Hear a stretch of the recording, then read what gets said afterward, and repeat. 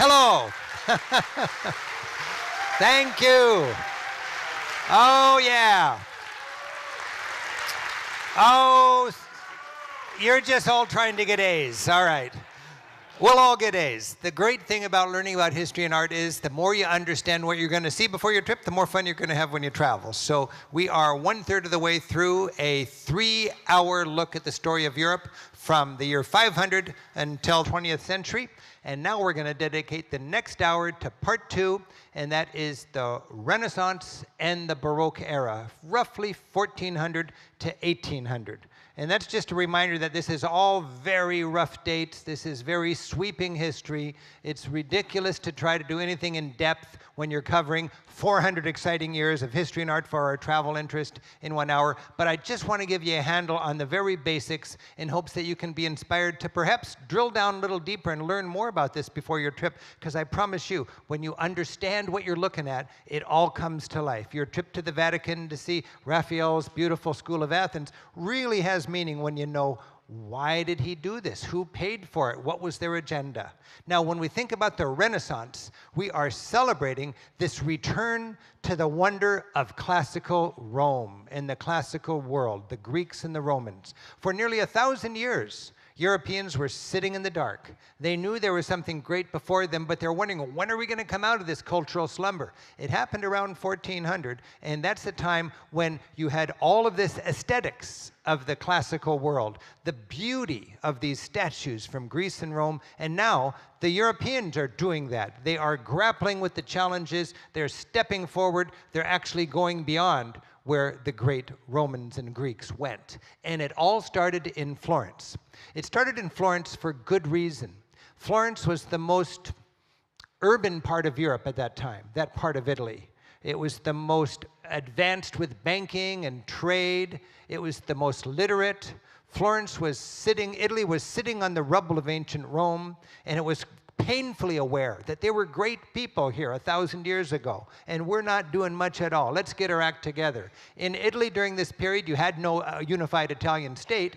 You had city-states, and each of them were very proud, and people did stuff for their city. And in Florence, you had this amazing coincidence of all sorts of great people living in the same generation.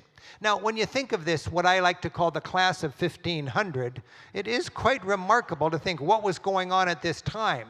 Not just Florence, but all over European civilization. Here's just 8 guys who most of them probably knew each other or knew of each other, or were like 2 degrees separated or something like that. You've got Martin Luther starting the Reformation. You've got Columbus and the great explorers breaking out of that Eurocentric world and establishing the fact that the world is round and there's a lot of people out there. You got Machiavelli, who was Mr. Machiavellian politics in Florence. We've got Albrecht Dürer on the far right. He was the first guy to do a proud self-portrait. Artists are really becoming important characters in the civilization. You've got Lorenzo the Magnificent, the Medici family, paying for great art.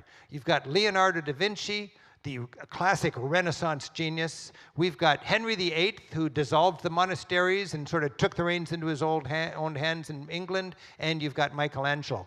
All these guys, the class of 1500. Think about it. Albrecht Dürer. Look at that portrait there, that self-portrait. This is one guy who's quite impressed with himself. This is a painter. He's painting himself like an elite. In the Middle Ages, artists were anonymous craftspeople. Now they're becoming highly paid. They're becoming respectable. They're in the inner court of the political leadership. This is a big change. We've got Martin Luther. Martin Luther decided enough of this other people translating the Bible for us. It should be able to be read by the parishioners. And Martin Luther risked his life to translate the Bible into the people's language. He wanted to give people an alternative way to get to heaven without going through Rome. Quite radical, quite problematic, and we'll learn more about him. Henry the Navigator, Vasco da Gama, Magellan, Columbus, Amerigo Vespucci, all these guys, same generation, opening up the world. When Columbus sailed to the Americas, when Magellan sailed around the world, when Vasco da Gama sailed around Africa to get to the spice trade in India, suddenly The lock on trade between Europe and all of the luxuries of the East was broken. It didn't go through Venice anymore, and the powerful states emerged on the Atlantic seaboard. And now we have an expansiveness, and that really shook things up in Europe. This monument is in Lisbon, which in its day was one of the most important cities in Europe. And when you had the new the new discoveries and the age of discovery and the age of colonialization, you got this wealth just washing back into Europe. There's so much gold leaf, they can just slather it over all the high altars. And this would have just been harvested from the new world. And you've got great architectural innovations and great art masterpieces. And again, Florence is the epicenter of all of this. When we look at this dome, this is the Duomo, the Cathedral of Florence. And we got to understand that is really the architectural kickoff of the Renaissance. Within a 10-minute walk of that dome, you can see much of the great art of the Renaissance. That dome itself symbolizes the spirit of the Renaissance. When the Florentines built the Gothic church, they didn't know how they were going to finish it. They just knew it was not going to be another Gothic spire. It was going to be something more Renaissance, more Roman. It was going to be a dome, but they didn't know how to make the dome yet. And they scrambled and they found somebody, Brunelleschi, who could innovate this, and they capped that Gothic church with a Renaissance dome. This was the biggest dome built in Europe since the year 200 when they built the Pantheon. 1,200 years. They had not been able to build a dome bigger than the Pantheon, and now the Florentines did it.